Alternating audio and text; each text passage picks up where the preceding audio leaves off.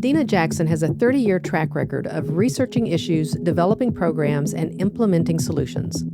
All of this to advance the work of foundations, philanthropists, community organizations, universities, and policy advocates. Dr. Jackson has a PhD in health studies from Texas Women's University. She's an alumnus of Leadership Texas and Leadership North Texas, and we share a friendship with Rosalind Dawson Thompson. Today, she is the Strategic Project Director for Asset Funders Network and provides consulting services as an executive extender, something I had not heard of before and am very curious about. She currently serves as board secretary for Dallas After School and on the board of Inclusive Communities Project. Dena has a wide range of experiences in issues related to women's and girls' health, economic security, and, of course, fundraising. Dena, thank you for being here today. I really appreciate you taking my calls and, talking through this. And I'm most impressed that you listened to all the episodes of About Fundraising before you agreed to be on the podcast with me. So thank you very much for that. Well, thanks for inviting me, Diana. Well, yeah, when you called, I certainly wanted to make sure I did my homework before I said yes. And I loved the interviews and the conversations you've been having with people. So I'm happy to be here today. Thanks so much. Thanks so much. Let's start with executive extender. What does that mean? And then how did you come up with it? So that is a new project of mine. Okay, like you said, it's my consulting work that I'm doing. And I'm afraid I may be a anti-textbook case here of not doing my research because I made it up entirely myself. And the idea is that you, as Miss Foundation Executive, philanthropist, or nonprofit executive, there is an idea or a project that you truly think will help you advance your mission in the community. However, you don't have any time to actually investigate it, and nobody on your senior team has time to look at it either. I mean, how many times have you've been in a meeting with your whole team and somebody says, well, what about this? We could explore this. And everybody looks at their shoes and they try to get small and they hide behind their computer. So it's that sort of problem. And what I've seen both in places that I have worked as well as grantees that I've worked with is oftentimes one of two things happens. One, the organization just moves ahead with whatever the idea is, and maybe it works out, but then other times they realize that it's a bigger project than they thought. It's going to cost more. It's not really needed. It's going to distract from their other activities. So it actually begins to be a detriment to their work. The other choice is you don't go down that path. And it's really possible you are leaving something on the table that really could make a difference for whomever it is that you serve. So as an executive extender, I will come in, we'll look at the problem together, and then I will do an environmental scan. I will track it out. I will do the research, everything that is required for you as the chief executive of your organization to make a smart decision. Do I go or do I not go? And if I do go, does something else have to fall off our plate? Because that's something you see a lot of times with nonprofit organizations. We want to help, right? By definition, we see a need, we want to fill it. And you can't just keep adding eternally. That's just not the way that business doesn't work that way. Neither does nonprofit work. So I will give you all that information so that then you know, is it a go or is it a not go? Is it a match or not? So I've been doing this for, I guess, about 8 months now, maybe a little bit less. Had a few clients, and I find it very, very enjoyable. And I'm happy that the people I talk to say, like you did, I've never heard of that before. And there are so many other great consultants in town that are working with nonprofits, helping their boards of directors, helping them with strategic planning. There's so much work that can be done that benefit a nonprofit without bringing in new staff necessarily. Mm-hmm. And so I kind of see me as just a new part of that. That's really interesting. And it's like kind of so obvious. The two things that came to mind as you were talking, and if you would address both of these, one is social enterprise. That seems like that sort of thing that could happen. But the other is mission creep, getting away from your mission. So how do you address, or have you addressed either of those, both of those? So we'll go with mission creep first of all. I think that is something that you really see nonprofit organizations starting to think about or not think about, which is sometimes the problem. And the questions I always want somebody to ask is, when you think no one is doing this, or I'm the only one that's doing this, that's where an executive extender can kind of come in and help do some of that research, because oftentimes what you find is you're not the only one doing it. I certainly saw that as a funder when I was reading grant proposals, and it would say how unique your idea or organization was. And I was like, no, not necessarily. So mission creep is something that can be detrimental to an organization for sure, and be a drain on their finances and on their staff and on their bandwidth. Social enterprise is, I'll be right on, is not an area of expertise for me. And I've gotten a couple of calls about that. And I have some colleagues that have done work directly in social investing here in the Dallas market, and understand and starting to look at ways that nonprofits can make, can be sustainable without continually relying on philanthropic money. I don't know that social enterprise works for every type of nonprofit. It's not a panacea, and it's not one thing that helps everyone. But it is something that more and more nonprofits are successfully looking at, is what can they do to have money coming in the door in other ways, and continuing, though, to advance their mission. They're just doing it in a different way. Mm-hmm. To me, the most I would say obvious, or the best example of a social enterprise, and it's something that's been around for, well, maybe not forever, but the Salvation Army thrift stores. I mean, that was social enterprise before anybody was talking about social enterprise. Yes, and specifically the Salvation Army's thrift store here has some really nice items, and so it's that is certainly one of the earlier ones. But you think about intellectual property that you may develop, curriculum for children for after school programming. How can you help those organizations? Dallas After School, I'm on their board of directors, and they have developed this thing called Miracle Kits, and it's basically an after school project in a box that they are able to provide at a very affordable rate to after-school programs, so that they can buy 10 of them or 15 of them, however many they need to serve the children. And then once you get your box, you see what's in it, and it's all it's going to be pipe cleaners, it's going to be different types of tape, and you've got the curriculum in there. You understand how it matches up with what the children are learning at that particular age, and then the local nonprofit is able to refill that box without excessive costs. So that's the way that Dallas After School has been able to help bring in some fee-for-service money through Miracle Kits. That sounds good. It's a lot of fun, and they will also come to your board of directors and do them with them. I have done some of these Miracle Kits. Very frustrating sometimes. So I always tell them, the one I remember is I had to build a boat out of a small piece of aluminum foil that would float, and you had to see how many pennies it would hold. And the winner of this event that I was at, I think that their little boat, they had the same amount of foil I did. Their boat held 11 pennies, and mine just flat out didn't float. So they're fun.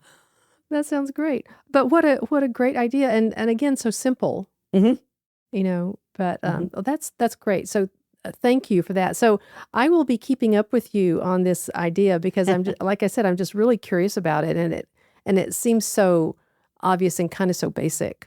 Thank you. So that sounds really cool. So another thing that you're involved with, again, I hadn't heard of before, which makes me sound pretty parochial, I think, but you're involved with the Asset Funders Network. So what is that organization, and why are you involved with it? So the Asset Funders Network is the leading membership organization for grant makers and financial institutions that are specifically focused on advancing equitable wealth building for low and moderate income families. So it's a national organization. Think we've got about 200 members. Think really large foundations like Prudential, JP Morgan Bank, Charles Schwab, Kresge Walton, a lot of United Ways, community foundations, including, for instance, right here, Dallas Foundation and Communities Foundation of Texas, healthcare foundations, St. David's in Austin, Parkland here in Dallas. So it's a wide range, as well as smaller family foundations. And so we have many of our foundations that are members nationally, but then also a lot work regionally. And right here in North Texas, we have one of our 16 chapters. And the one in North Texas is actually the second oldest. It was formed in 2012 or 2013. And it was the Dallas Federal Reserve Bank, Communities Foundation of Texas, and Texas Women's Foundation, and some other funders got together and started that work. And it also, since it is North Texas AFN, it includes the whole Arlington and Fort Worth area as well. So we're really excited about that being here. You ask why am I involved? And so I think the nonprofit community and our communities overall talk a lot about income poverty. So people live below the poverty line. Are they eligible for Medicaid? Do they get food stamps? But what we're talking about here is asset poverty. And that's very different. So asset poverty basically means that if you were to lose your job, you would not be able to live for 3 months without any liquidating your house, liquidating your car, whatever it might be. And so there was a report that was done back in 2018 by Prosperity Now, and it showed that 45.3% of the people in Dallas were considered asset poor. That's a much, much bigger number than the number that are considered, income poverty, right? Which is only a little under 20%, just still very high. So when you think, though, asset poverty impacts a much, much larger group of people and at many different income levels, right? It's not just something for low wage people. It has to do with how much you bring in and how much you spend and how much you are able to hang on to. So like I said, I was a member of Asset Funders Network when I was at the Texas Women's Foundation, and we worked with them to fund 5 different research pieces on women and wealth specifically. So what are the wealth building barriers that women face that may be different than what men face? And we did reports on millennial women, older women, small business women, and that was a great way for us to bring together the research and move it forward after that. And I think that's what excites me about Asset Funders Network is research plus solutions, sharing it with funders so that these funders really know the best practices and how to solve for these issues that are facing very large percentages of our communities. So I want to continue on this for a little bit longer. And this is really, as we've talked about a little bit, it's really personal to me. My dad was a World War II vet. He learned a living for the family of 7 as a mechanic. My mother was a waitress. We managed in West Texas, but I have a clear image of my dad or my mom like just sticking mail in the drawer. And later I learned those were our bills that they just couldn't pay. So you talk about the research and solutions, but how does this come down to real people? Mm-hmm. So a lot of the work of Asset Funders Network has to do with, sometimes it's governmental policy change or business and other policy changes. So we work in the areas of like homeownership. How do you make homeownership more possible for more people? It may be mortgage counseling. It may be home counseling. It may go back to the issues of redlining from much earlier in this century that actually prevented people of color from owning houses and then from being able to maintain those houses. So we also look at fair rental contracts, something very interesting that's going on in Texas right now. And I will be honest, I was not aware of this until I recently spoke with an advocate that I work with. And everybody that's listening to this podcast that rents an apartment is probably going to laugh. But there are recurring fees that can be put into apartment rental contracts. They don't have to advertise them up front. They're in the rental contract. They can be increased during the term of your lease. And this is not like a one-time fee. This is something that recurs. And so instead of your rent being $1,200 a month, which is what you thought it was when you went and toured, your rent's really $1,350 a month. And so there's some work being done right now. Hopefully a bill is going to be filed in the legislature that would make it required for those fees to be clearly stated up front and then to make it so that the fees could not be increased during the term of your lease. Because really what's happening is your rent's going up in the middle of your lease, right? And you didn't plan on that. Some of the other things that we look at are predatory lending. So how can people have access to credit? Because access to credit is important. All debt is not bad, right? But how can you have access to credit that actually helps you build wealth, helps you build a credit report, helps you build a credit number, instead of predatory lending along the lines of payday lending and title lending? There is a new type of predatory lending that we are just starting to see come into the market now. And you will see a lot of advertisements for this on TV. And it's where you can get an advance on your paycheck. So, and the ads show you you're at the grocery store, you're out with friends, and oh my gosh, payday's not till tomorrow. You just hit the little button on your phone and you get an advance on your paycheck. Well, there's a fee to that advance, and the percentages are really, really high. And this is a new type of payday loan that is kind of getting around some restrictions in that area. So we're going to see where that goes. Other types, though, of assets is how do you help families help their children go to college? All right. You said so there was 7 of you. Was there 7 kids or 5 kids? 5 kids. 5 kids. Okay. So having your parents have the ability to send children to college, having children be able to go to college and not have to work a full-time job at the same time they're getting their education, that is an asset. Education is an asset. So those are all those different sorts of issues that we look at Asset Funders Network, along with healthcare, along with childcare, and different sorts of financial mechanisms that really help families build wealth. And I think one of the things I want to add to is a lot of people, when you think wealth, you think rich people, right? But wealth is just your assets minus your debts. So we all need wealth that helps us both smooth out times of difficulty, be it a flat tire or an illness or something like COVID that changes the way you work for a while. But also what wealth does is it helps catapult you to the next level. So it helps you maybe quit that job and go start a small business. It gives you that cushion. It helps you send your child to college or maybe take yourself to college. So wealth is just assets minus debts, and it's something that we all need and deserve. So you talk about the research and coming up with solutions.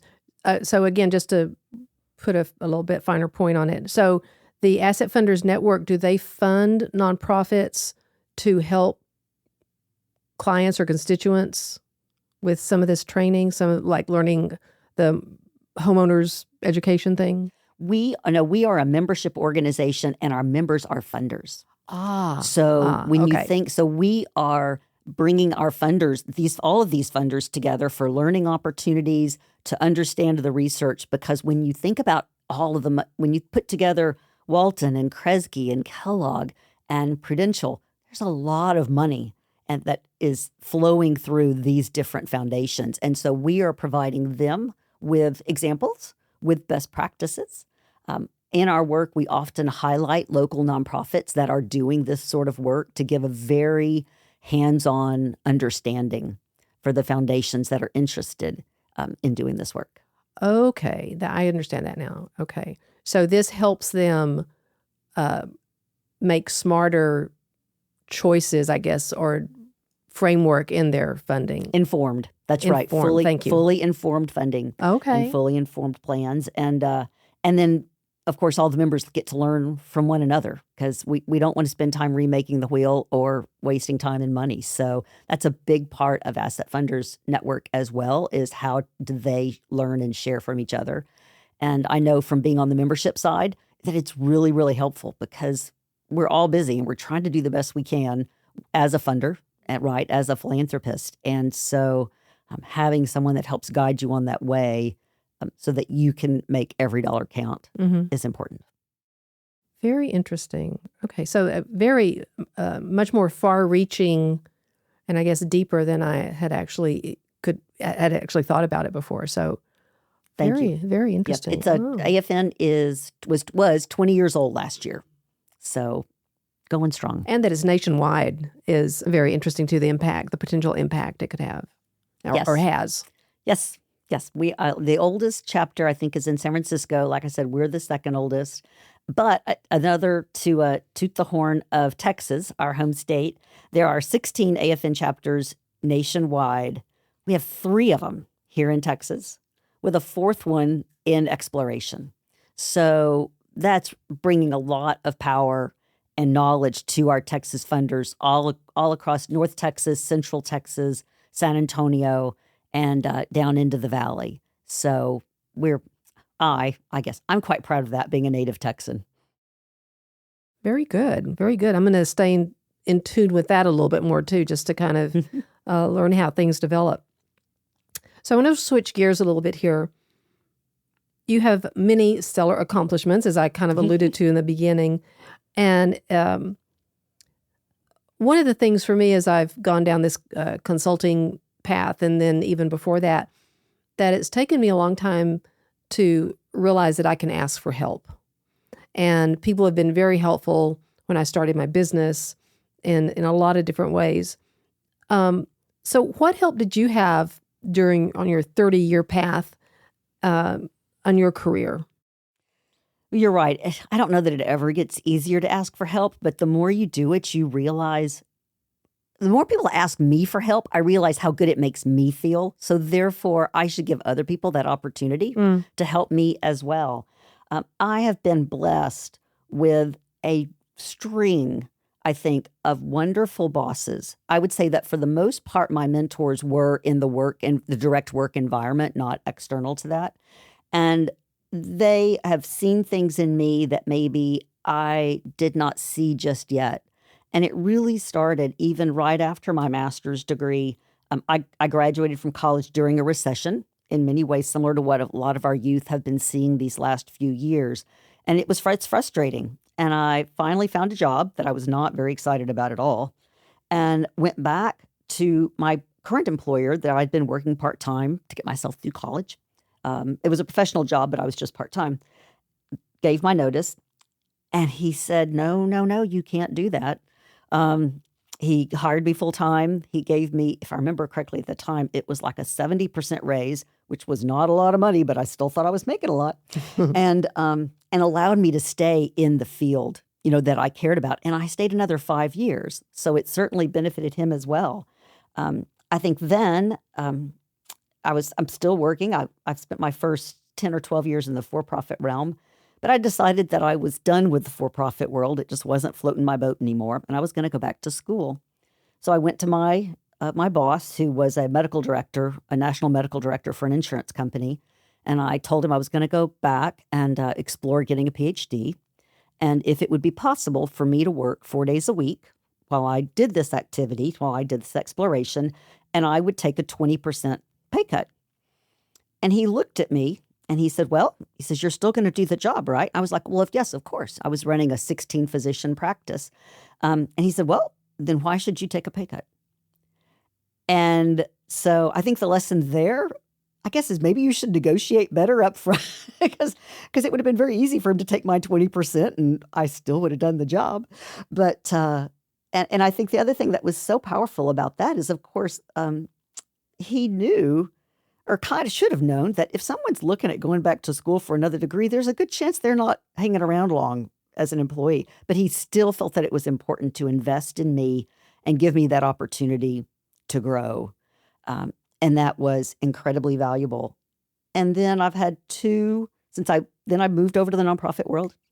And I entered after a couple of years at the Susan G. Komen Breast Cancer Foundation.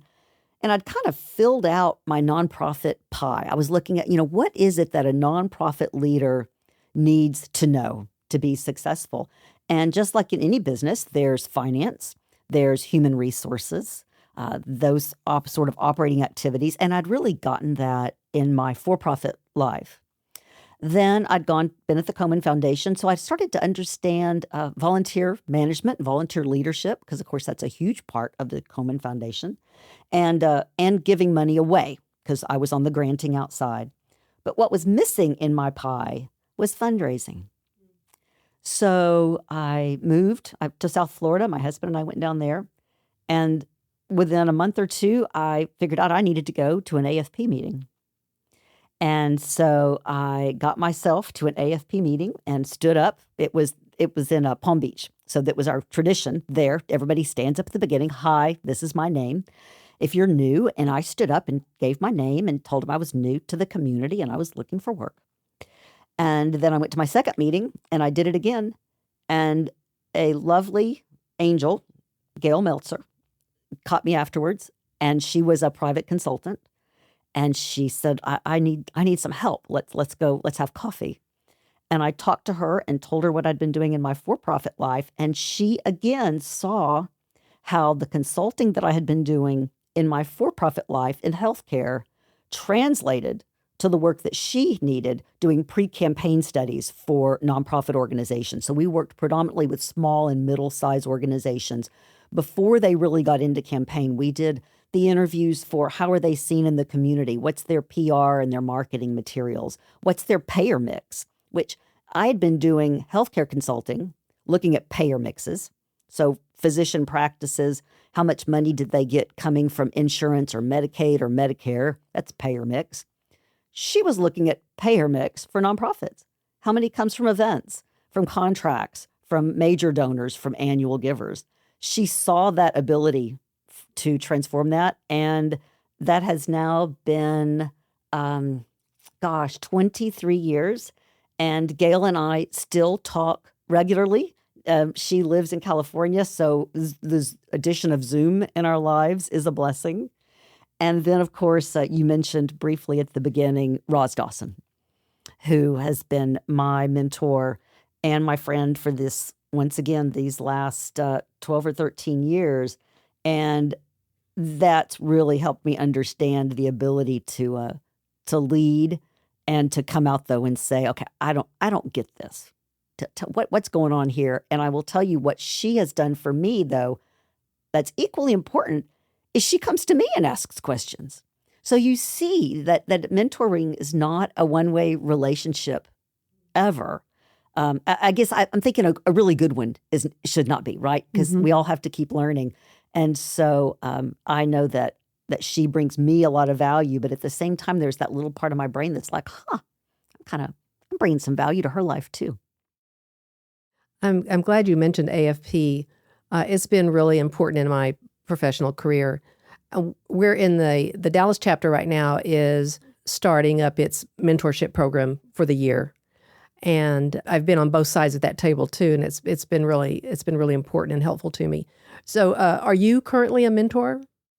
I am not. I'm not a mentor right now, but I will tell you that I have lots of opportunities to meet, a few times, right? One or two times, short-term mentorship, I suppose, with people that are students and are getting out of school, as well as people that are changing careers. And my rule there is to, if at all possible, to always say yes when asked. And actually, I've when I think about it, I cannot remember saying no. We all have to learn to say no. That's another conversation. Don't overburden yourself.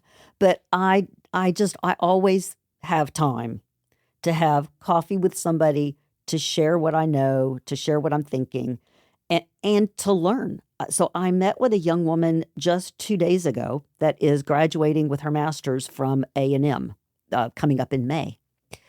And boy, Diana, she asked me a question and she said, what do you think about students coming out in our business? She's in a nonprofit arm that are looking for jobs with organizations that get a lot of government funding.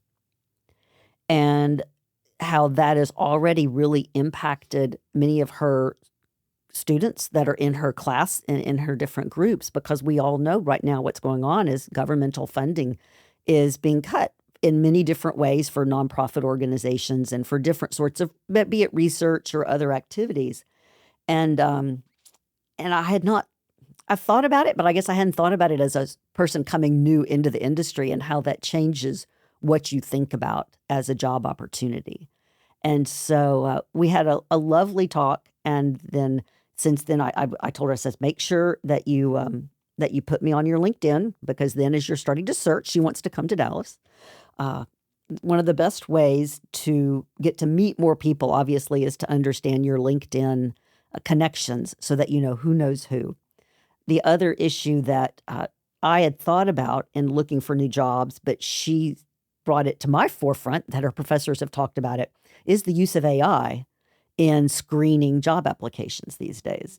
And so how do you stand out when everybody knows to put that code word in their initial online application? So we visited about that. I said that's really where your LinkedIn connections are gonna come in strong, and I think it behooves all of us in this community to make time to bring up new professionals and new executives. There's a lot of different job opportunities in the nonprofit world. And then there's some of us that might want to retire at some point in the not too near future. So we want to make sure we've got a strong bench coming behind us. Well, that was a really good segue. In fact, you've probably already answered this question again, but I want to ask it another way. What advice would you give to someone who wants to work in the nonprofit sector now? So the nonprofit sector, believe it or not, is right about 5.6% of the U.S. gross domestic product. And in addition, about 10% of all the workers in the United States are in the nonprofit field. That, of course, includes our universities and our hospitals. So that's a lot of people. And so what that means, though, is that there are jobs in the nonprofit sector for pretty much anything you want to do. It can be technology, it can be communications, it can be financial investments and legal, as well as a lot of the things that you think about, like volunteer management and, of course, fundraising and program services. I think whether you're coming out of school or whether you're maybe making a career change later, mid-career or end of career and coming into the nonprofit, I think one thing I tell people all the time is you need to fully respect the nonprofit industry. It is a profession. It has skills that are required. Even think about accounting. Nonprofit accounting is very, very different than for-profit accounting. So no matter how much accounting you've done for the Fortune 500 company, you can't just go over and begin taking care of the books for a nonprofit organization. So you need to fully respect the industry and learn about the industry that you're going into. Don't expect it to be easy. Don't expect it to even be always fun, to be quite honest. But it can be very rewarding. I think it provides interesting challenges, interesting growth opportunities.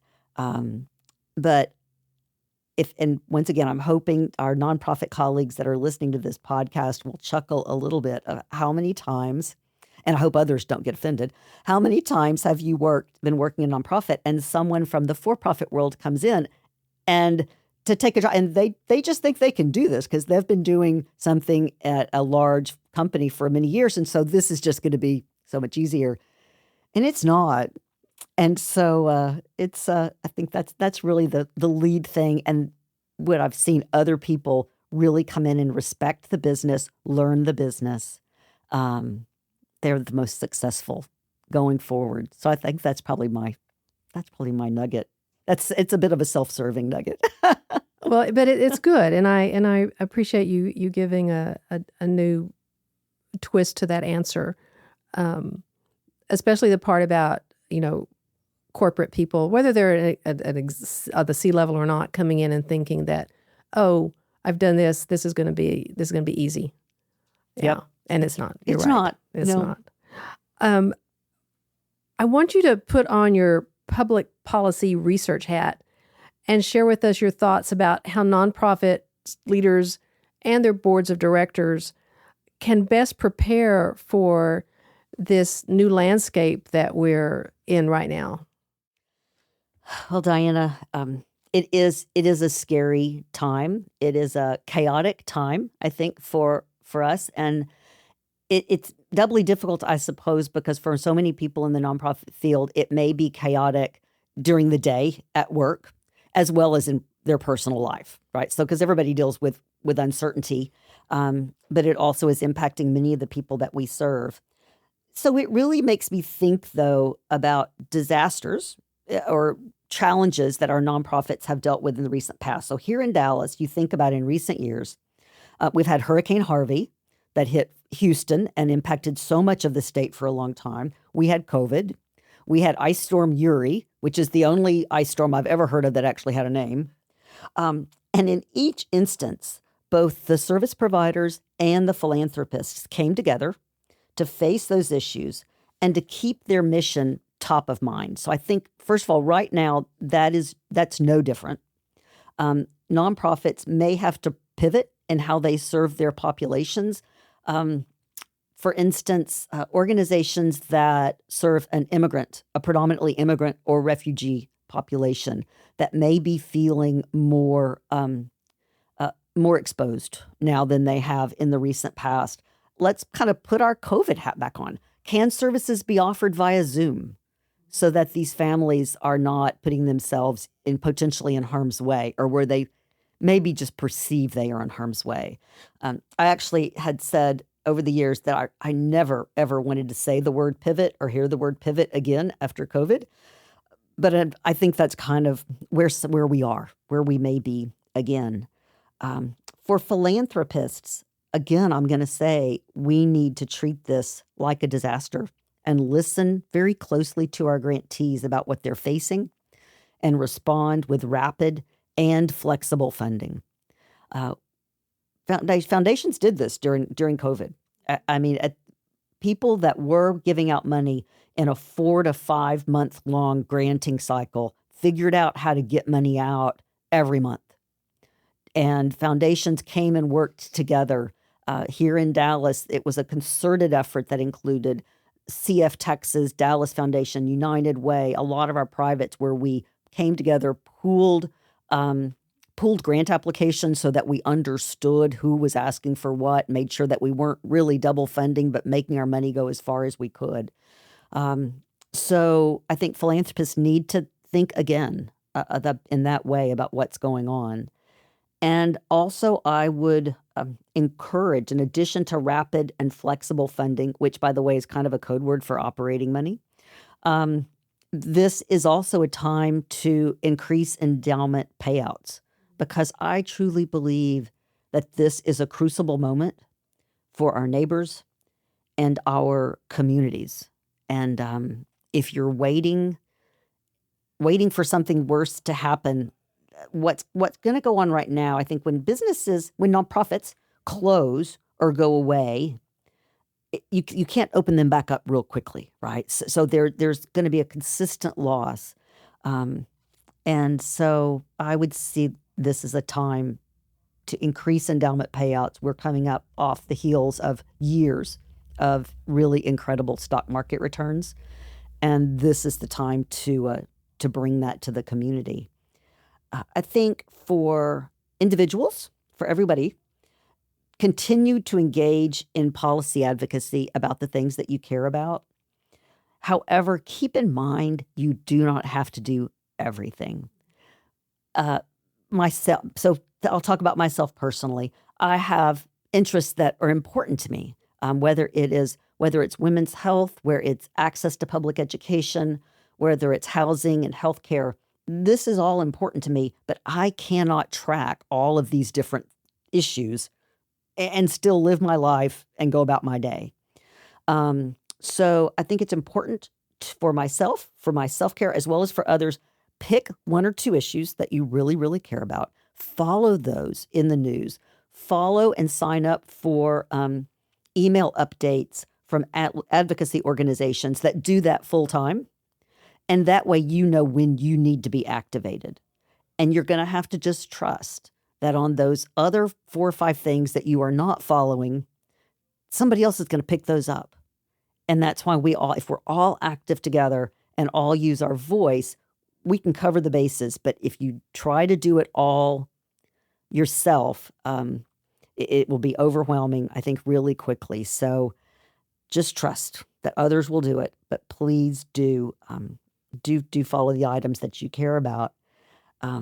And when I was thinking about this the other day, because obviously the legislature is in session right now, right? The Texas legislature goes until, I think this year they go until the very, very beginning of June, which is kind of odd. But I think they go till like June 2nd or 3rd. People always say, write your elected officials. Well, writing takes writing takes a fair amount of time, right? Once I start putting pen to paper or I get my computer out, you want every word to be right because it like lives in perpetuity. I will tell you what's easier and also incredibly impactful in policy advocacy is pick up the phone. It is so quick and it's so easy. What you do, first of all, you look up online who represents me.gov. Put in your address and you'll figure out who your state rep, state senator, your national reps, your national senators, even who your school board meeting member is and all of that. Now you know who they are, how to get in touch with them. Call them. Hi, I'm Dena Jackson. I'm Senator Johnson's constituent, and I would like to leave him a message. The nice person will say, okay, hi, Dena. And you say, this is with regards to, maybe it is Senate Bill 8. Maybe it is with regards to some particular issue that you're able to say this. I think this is why, talk about education. I personally believe public education is a core part of our democracy. I come from a long line of public school teachers, including my grandparents and great aunts and great uncles. And this is why I believe it. And I'm hoping that he will vote yes or no, depending on what the issue is. And they will say, thank you, I've got it down, and you're done. This is like 3 minutes. And so if you are intimidated or nervous about writing, and then pick up the phone.